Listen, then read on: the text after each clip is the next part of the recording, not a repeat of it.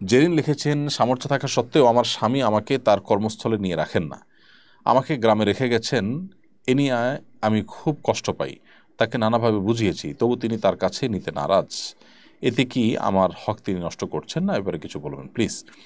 বঞ্জেরিন, আপনার স্বামী যদি আপনাকে যেখানে রেখে গেছেন সেখানে যদি তিনি নিয়মিত আসেন, নিয়মিত বিরতিতে আসেন, আপনার ভরণ পোষণ নিরাপদ থাকার জায়গা ব্যবস্থা করে দেন এবং আপনার শারীরিক মানসিক এবং সার্বিক হক আদায়ে কোনো ত্রুটি না হয়, তাহলে সেক্ষেত্রে আপনি এই ক্ষেত্রে তার উপরে অভিমান করতে পারেন বা স্ত্রী হিসাবে স্বামীর কাছে আর্গুমেন্ট করতে পারেন, কিন্তু অধিকার হিসাবে, অধিকার নষ্টকারী হিসাবে তাকে আপনি দেখাতে পারেন না, বা সেভাবে তাকে আপনি বলতে পারেন না যে তুমি আমার অধিকার নষ্ট করছো। কারণ একজন স্ত্রী স্বামীর পক্ষ থেকে তার সামাজিক স্ট্যাটাস অনুযায়ী থাকার জায়গা, খাবার এবং নিত্য প্রয়োজনীয় যা দরকার সেই ব্যবস্থা করে দেওয়াটা তার কর্তব্য। এটা হলো তার পাওনা একজন স্বামীর কাছ থেকে।